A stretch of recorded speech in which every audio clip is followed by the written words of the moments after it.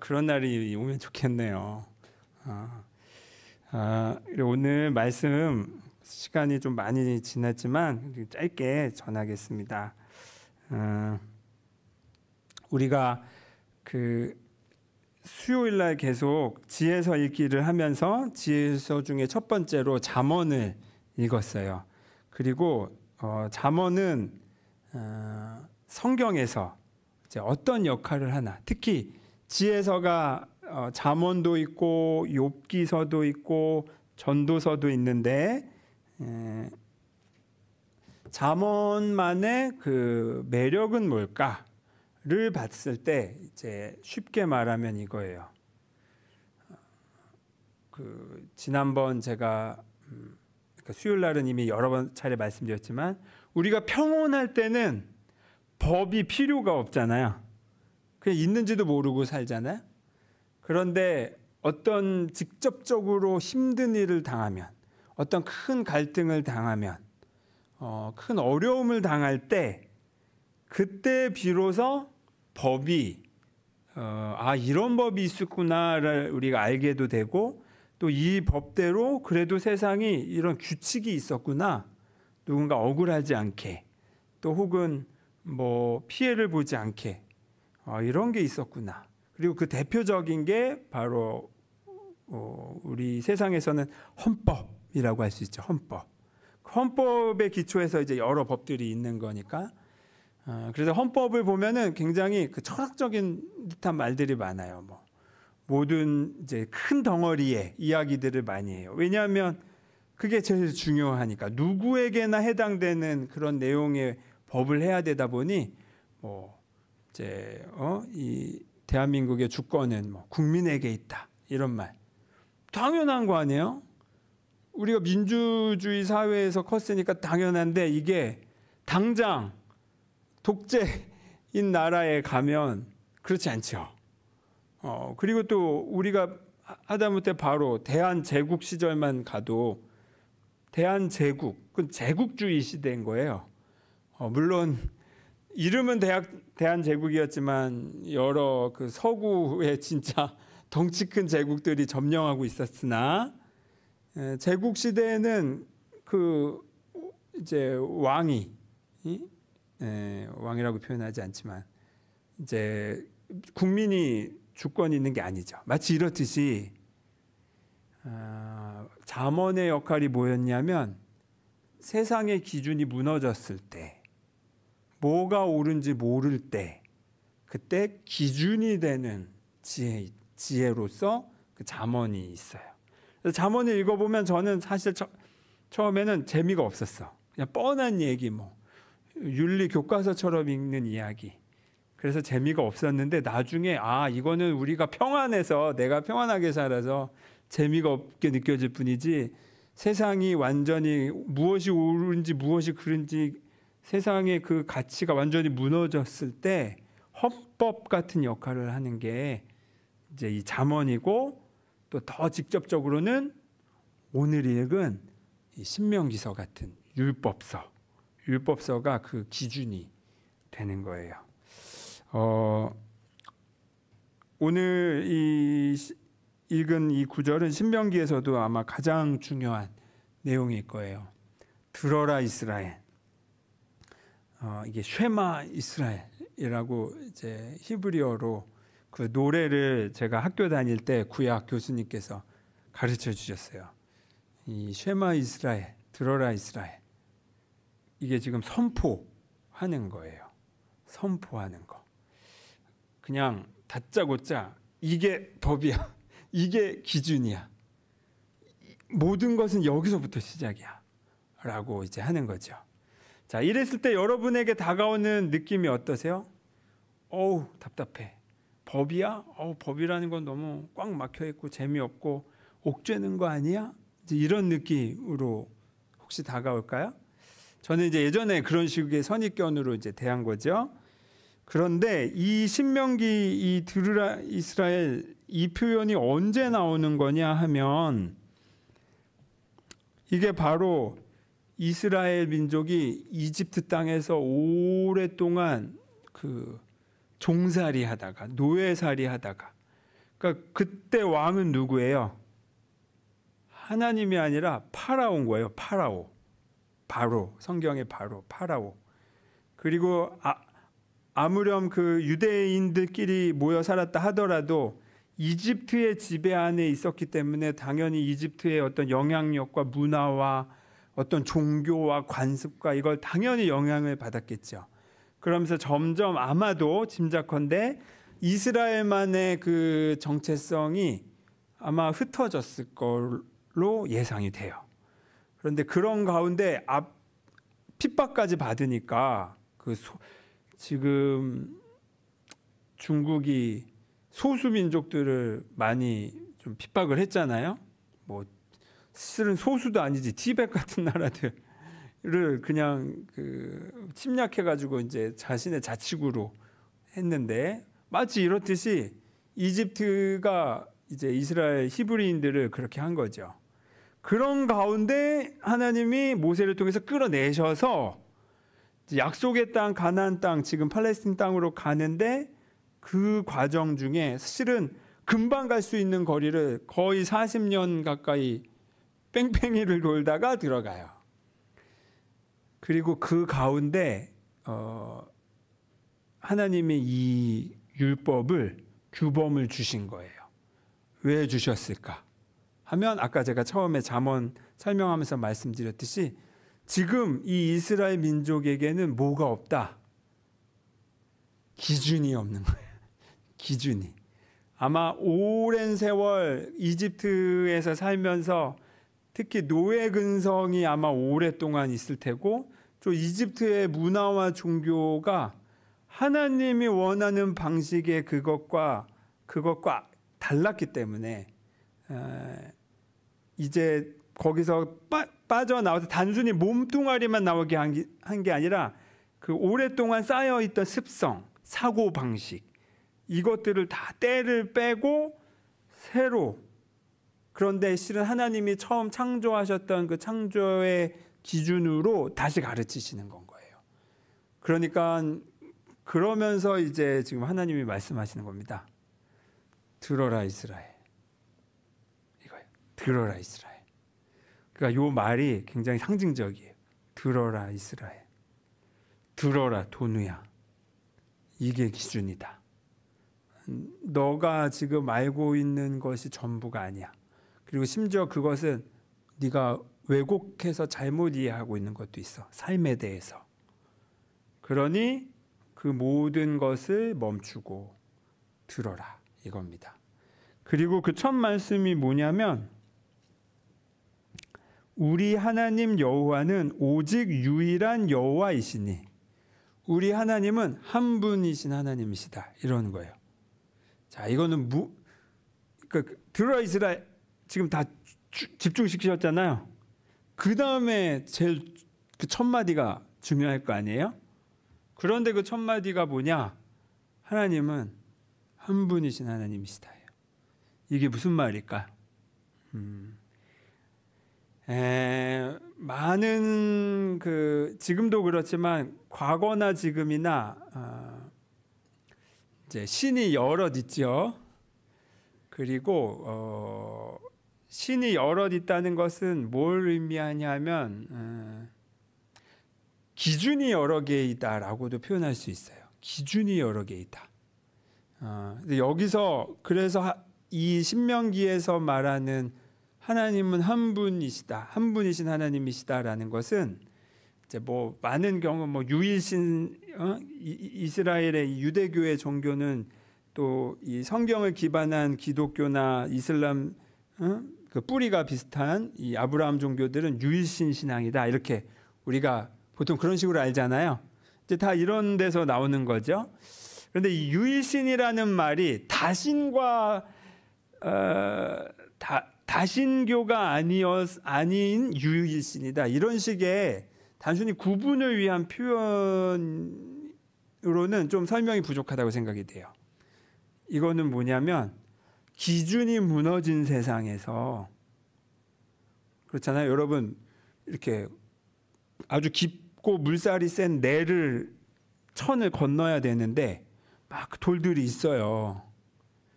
근데 이 중에 뭐를 밟고 지나가야 이게 미끌리지 않고 돌이 넘어지지 않고 안전하게 걸을 수 있는지를 모르는 거예요. 돌이 여러 개가 있는데 딛고 갈 이 뭐라 그래, 징검다리라고 하나? 근데 이게 너무 많기는 한데 이 중에 무엇이 안전한지를 모르는 세상에 라고 비유할 수 있어요.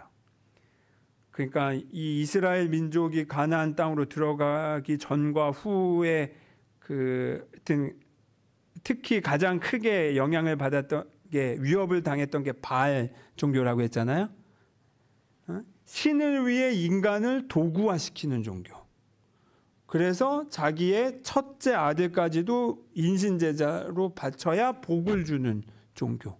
무언가 인간이 희생을 하고 신에게 무언가 열심을 보여야만 들어줄까 말까 한 그런 식의 신관, 그런 식의 세계관, 그런 식의 인생관, 이런 것들을, 이런 식의 그 디딤돌이 여기저기 막 있었던 거예요. 그리고 그게 그럴듯해 보여. 그게 아주 넓고 안전해 보여. 그러니까 이스라엘 민족에게 기준을 가르쳐 줬음에도 불구하고 자꾸 다른 더 그럴듯한 매끈한 돌들, 저기 바알 종교라는 디딤돌을 자꾸 디디면서 가려고 했던 거예요. 여기서 이렇게 기준이 무엇인지 혼란스러워진 때에 하나님이 말씀하시는 겁니다. 들어라 이스라엘, 하나님은 한 분이신 하나님이다. 너는 이 돌을 밟아라 이거예요. 다른 거에 헷갈리지 말고 오직 생명을 살리는, 인간을 도구화시키는 게 아니라 생명을 살리고 오히려 인간을 하나님의 자녀로서, 하나님의 그 무언가의 격으로서 높여서 대하는 이런 정도의 세계관으로 들어오라. 오직 이것만이 구원이다 라는 겁니다. 여러분에게 하나님은 어떤 하나님이신가요? 저는 3대째 기독교 집안이어서 그냥 호흡하듯이 그냥 당연히 다녀야 되는 것보다 하고 이제 교회를 다녔죠. 하지만 제가 자주 말씀드렸지만 그러다가 주체적으로 이제 우리 엄마 아빠의 신앙생활이 아니라 우리 엄마 아빠의 하나님이 아니라 나의 하나님이 되는 과정을 이렇게 영적인 사춘기를 거쳤어요. 그리고 이 영적인 사춘기를 저는 누구나 반드시 거쳐야 된다고 생각해요. 그러지 않으면 이게 유지될 수가 없어. 그냥 왜 다니는지 모르는 신앙생활을 한다는 게 얼마나 괴롭습니까? 그러니까 차라리 아예 직접적으로 세게 맞이할 필요가 있어요. 근데 아무튼 그 영적 사춘기를 이러쿵저러쿵 이제 지난 줄 알았는데 또 오고 이런 과정을 거친 다음에 나의 하나님이시구나. 이제 우리 아빠의 하나님이 아니라, 우리 교회 목사님의 하나님이 아니라 나의 하나님이구나. 하나님이 들어라 이스라엘 할 때 거기에 나는 빼놓고 내가 이렇게 성경을 읽었는데, 들어라 이스라엘 할 때 거기에 내가 있었구나. 그럼 뭐라고 말씀하시는지 더 깊이 보고 싶다. 이렇게 하나님과 이렇게 접점을 계속 만났죠. 여러분, 여러분에게 교회는 어떤 의미일까요? 이렇게 들어오시면서 다 써보셨나요? 혹시 못 쓰신 분은 나가시면서 꼭 포스트잇에다 써서 우리 칠판에 붙여놔 주세요. 그래서 모두 한번 이렇게 나눠봤으면 좋겠어요. 사소하지만 귀찮지만 제가 포스트잇에 한번 써보는 걸 해보고 싶었던 건 궁금했어요. 여러분의 하나님은 어떤 하나님이실까? 여러분에게 우리 교회는 어떤 느낌으로 다가왔을까? 어쩌면 그거는 그렇게 긍정적이거나 그렇게 의미가 아직 없을 수도 있어요. 괜찮습니다. 뭐든지 솔직하게 그것을 딱 표현하는 것에서부터 시작이에요. 애써 그리고 여러분에게 그거를 막 교회는 이래야 되고 하나님은 이래야 되고 여러분에게 강제로 떠먹이지는 않아요. 저는 그거는 대신해 줄 수는 없어요. 밥상은 차려줄 수는 있어도 먹고 말고는 본인의 그 영역이니까. 삼키고 소화시키는 것도 남이 대신해 줄 수 없잖아요. 나의 하나님, 나의 교회도 마찬가지입니다. 다만 저에게 있어서 교회가 무엇인가 하면 크게 두 가지로 다가오더라고요. 가장 먼저 우선은 이렇게 들어라 이스라엘이라면서 그 율법을 주신 하나님, 기준이 없고 무엇이 선이고 악인지도 무너졌고 또 무엇이 참된 것인지, 무엇이 우리를 진정으로 살리는 것인지, 아니면 나를 위하는 척하면서도 뭐랄까 나로 하여금 힘이 빠지게 하는 것들도 많아요. 교묘한 것들도 많아요. 대놓고 악한 것들을 구분하기나 쉽지, 선한 얼굴을 하고 온 그런데 결국 악한 것들도 많이 있어요. 여기서 제가 선악이란 표현을 자꾸 이렇게 쓰는 게 좀 조심스러운데, 왜냐하면 선악의 기준을 좀 넓게 볼 필요가 있기 때문에 그래요. 아무튼 하나님의 뜻에 반하는 것, 진짜 참된 것에 반하는 것을 그냥 악으로 하겠습니다. 무슨 윤리도덕적인 것이 악이 아니라. 근데 아무튼 이런 것이 다 무너졌을 때에 딛고 갈 수 있는 그 디딤돌이 되어준, 우선 저에게 있어서 교회는 그것을 알려주는 곳이에요. 그런데 곳이라고 하니까 이거를 자꾸 우리가 장소로 생각하는 착각이 있는데, 교회는 장소가 아니라, 이 건물이 아니라 회예요. 회, 모임. 그래서 정확히는 지금 요거는 우리가 와 있는 이 공간은 교회당, 예배당이라고 표현해야 맞아요. 그러니까 우리에게 있어서 교회는 사실 나를 포함해서 지금 내 옆 사람들인 거예요. 이 사람들이 하나의 울타리를 만들어서 나를 안전하게 포옹해 준 거고, 포용해 준 거고, 또 여기서 무엇이 안전하게 디딜 돌인지를 이제 이 교회가 알려주는 것. 그래서 저는 요거를 또 다르게 표현하지만 축을 세운다라고도 표현하고 싶어요. 축을 딱 세우면 이게 여기가 기준이라는 뜻이잖아요. 그리고 이미 딱 찍었기 때문에 이제 변하지 않는 거예요. 그리고 단단한 거예요. 요즘 그런데 이제 우리 현대에는 포스트 모던이라는 그 사상이 있어서 그런 게 어딨냐? 기준이 여기도 있고 저기도 있고 막 이래요. 그래서 포스트 모던을 비판적으로 기독교는 보통 보는데, 저는 꼭 그런 식으로 차원에서 저는 포스트 모던 철학에서도 얼마든지 우리가 봐야 되는 게 있다고 생각해요. 다만 제가 이래도 보고 저래도 본 저의 경험에서는 진리라는 표현 자체가 이미 변함이 없다라는 뜻이에요. 기준이라는 뜻이고, 다만 그게 우리가 알고 있는 윤리 도덕적인 그런 식의 수준의 기준과는 좀 달라. 더 크고 우리가 가늠하기 어려운 깊이와 너비로 있다. 그런데 그것이 변함이 없다. 그래서 저는 이거를 쉽게 이렇게 생각해요. 하나님의 사랑은 예외가 없고 변함이 없고 흔들리지 않는다. 저는 이것을 진리를 좀 쉽게 풀이한 말로 이렇게 다가옵니다. 그러니까 내가 어떤 잘못을 해도 내 스스로가 아주 못나게 느껴져도 이미 하나님 눈에는 그게 아닌 거예요. 너는 내 사랑하는 아들, 딸이고 그것에 이전에도 그것이 바뀐 적이 없고 앞으로도 바뀔 리가 없다라는 거예요. 그러니까 이 진리는 사실 따뜻한 진리인 거죠. 제가 이래도 보고 저래도 보는 영적 사춘기 시절을 많이 보내보고 나서 제가 결국에 찾아낸 거는 이거예요. 사랑이 우리를 구원했구나. 그리고 그 사랑은 변함이 없구나.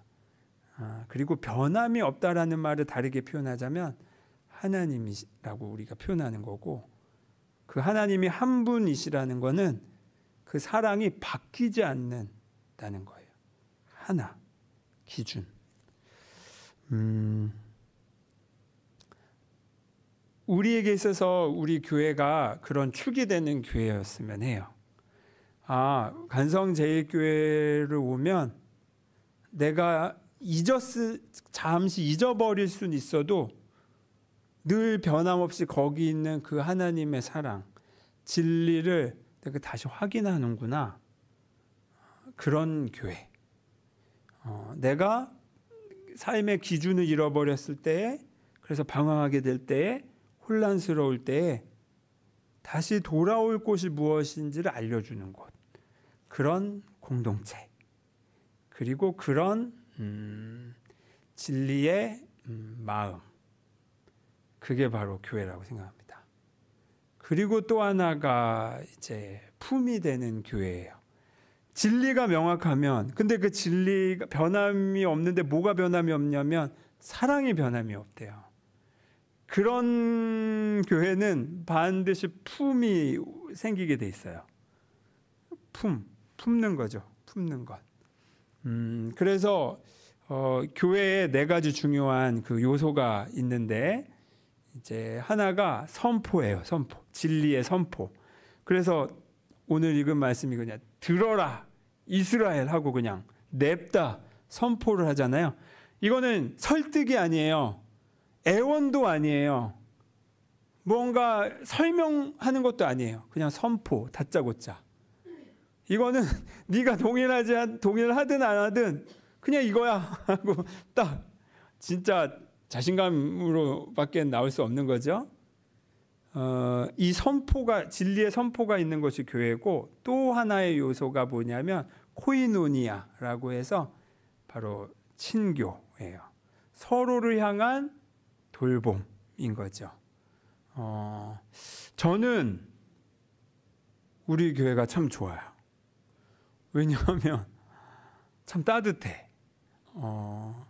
근데 이 따뜻함이 뭐랄까,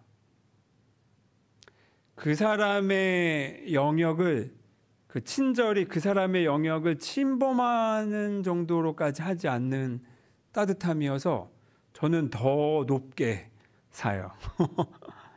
왜냐하면 내가 누군가를 위한다면서 마구 그 사람의 영역을 막 들어갈 때가 있거든요. 특히 저 같은 성격, 그 극내향형인 사람들은 그 울타리가 좀 넓어요. 그러니까 내 안에 함부로 들어오면 안 되는 게 좀 있어요. 그런데 이런 거를 존중해 주는 친절, 우리 교회에 있더라고요. 그렇다고 해서 또 누군가를 이렇게 그냥 홀로 두지도 않으면서도 굉장히 따뜻하게 대하는 여러분의 그 말투 하나, 또 눈빛 하나가 제가 곁에서 보는데도 참 감동이에요. 그리고 지난번 그 DTS 팀이 왔을 때도 그냥 오다 주었습니다 하고 그냥 툭 주고 가는 그 마음도 그렇고, 또 이렇게 우리 교회 새 식구가 왔을 때 그냥 조심스럽게 인사를 건네는 여러분의 마음도 그렇고, 그 모든 것이 코이노니아, 친교, 품이 되는 교회의 하나라고 생각이 됩니다. 축이 분명하면 그 다음부터 품이 있을 수 있다. 그리고 그 품은 함부로 침범하는, 이렇게 하는 게 좋은 거야 라는 것이 아니라, 그가 지금 필요한 게 무엇일까를 그의 입장에서 생각해 보며 그의 영역을 존중하는 친절. 저는 우리 교회가 이미 그런 교회다라고 느껴지고, 또 앞으로도 그런 교회였으면 하는 마음이 있어요. 왜냐하면 그렇지 않은 교회들이 있거든요. 그렇지 않은 공동체가 있어요. 그리고 어쩌면 우리 교회도 이런저런 여러 가지 어려움과 분란을 경험했던 적이 있었잖아요. 저는 그냥 카더라로 들어서만 알고 있어요. 왜냐하면 제가 와서 그런 모습을 경험한 적이 없어가지고. 그럼에도 불구하고 예를 들면 교회 안에 갈등이 있는 것조차도 여러분 어떻게 하시겠습니까? 얼마든지 우리 안에서도 그런 갈등이 있을 수 있어요. 갑자기 굉장히 큰 서운함과 상처로 또 피해의식으로 어떤 경험이 될 수도 있어요. 그럴 때 어떻게 하시겠습니까? 축으로 돌아오기. 축으로 돌아오기. 무엇이 기준이었지?로 돌아오기. 예수님이라면 이 상황에서 어떻게 보실까? 지금 내 마음의 이 불평감은 하나님이 보시기에 무엇이라고 하나님은 뭐라고 설명해 주실까? 이렇게 축에서 자꾸 돌아보면 그 지혜가 오게 돼 있어요. 그래서 결국에는 그게 반드시 결론이 품으로 가게 돼 있습니다. 물론 품이라는 거는 무조건 뭘 해준다가 아니라 어떤 경우는 말없이 기다리는 것이 가장 적절한 품일 수도 있어요. 또 어떤 경우에는 바로잡는 말일 수도 있죠. 하지만 성경도 그 바로잡는 말 하나를 굉장히 세심하게 섬세하게 하라고 나와 있잖아요. 뭐 처음에는 이제 가서 말하고 그 다음에 말을 안 듣거든 또 둘이 가서 말하고 뭐 막 이런 과정들이 있어요. 이런 게 굉장히 그 사람을 섬세하게 대하는 배려인 거죠. 결국에는 여러분 축이 분명하면 그 교회는 품도 분명해집니다. 그리고 바로 그런 고백이 이제 여러분 안에서 자연스럽게 나왔으면 해요. 나의 하나님이라는 거는 너의 하나님을 내가 믿으러 여기 오는 게 아니라는 뜻이에요.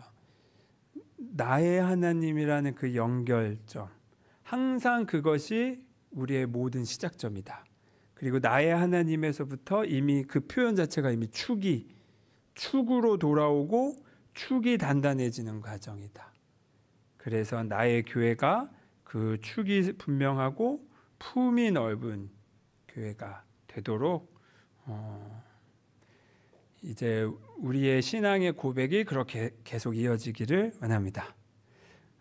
요 고백들이 이제 계속 쌓이고 쌓여서 저에게 꿈이 있어요. 이제 50주년 될 때에 우리 사도신경 하잖아요. 사도신조라고도 하고 이게 신앙 고백문이거든요. 그 당시에 이것을 우리가 계속 신앙 고백을 그거 하나만이 아니에요. 우리 교단 헌법에 보면 그 사도신경 외에도 많이 있어요. 다만 이제 우리가 익숙한 게 사도신경이고 좀 제일 뿌리가 깊은 게 그거지. 그런데 우리는 그거에 이어서 간성제일교회 신앙 고백을 사실은 마땅히 써야 돼요. 그리고 많은 교회들이 그 작업을 또 해요. 그래서 우리 50주년 때는 우리의 그 신앙 고백들이 모인 간성제일교회 신앙 고백문을 이제 만들어 보려고 합니다. 그래서 그 사이 동안 아직 시간이 많으니까 나의 하나님, 나의 교회라는 이 주제를 오래 마음속에 막 머금어 보면서 이래도 보고 저래도 보고 나는 하나님 잘 모르겠는데 뻗대도 보고 솔직하게 여러 과정들을 충분히 내 안에서 보내면서 그래서 진실하게 우리 예수님의 제자 도마가 예수님 부활 자기 스승님의 부활을 믿지 않았다가 딱 만나고 예수님의 손에 상처를 만지고 나서야 나의 주님, 나의 하나님이라고 고백했듯이 우리도 우리의 진실한 고백. 그게 뭐 무슨 옆 사람 목사님처럼 무슨 대단하고 이런 거 아니어도 돼요. 진실한 한마디면 돼요. 그냥 그것은 사실 지금도 하실 수 있어요. 진실한 한마디를 차곡차곡 쌓아가시는 그런 간성제일교회가 되기를 또 바랍니다. 기도하겠습니다.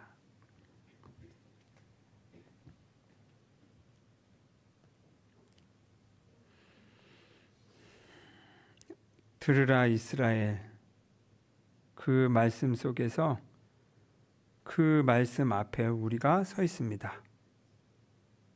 우리가 그 말씀에 도망가는 게 아니라 서 있는 이유는 주님이 나의 기준이시고 나의 디딤돌이시고 나의 안전한 반석이시기 때문입니다. 그래서 하나님을 주님이라고 고백합니다. 하지만 아직 우리의 이 고백이 연결기 위해 더 경험이 필요하다면 하나님 기꺼이 그 시간을 잘 보낼 수 있도록 인도해 주십시오. 그러나 우리가 경험한 것이 아무리 작더라도 그것을 소중히 여겨서 그 작고 소중한 것에서부터 감사를 하나하나씩 쌓아가는 신앙이 또 그런 고백이 되게 하옵소서.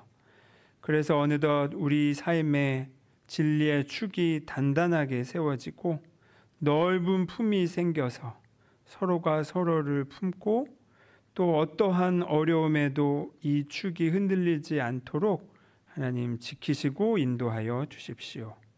예수 그리스도의 이름으로 기도드립니다. 아멘.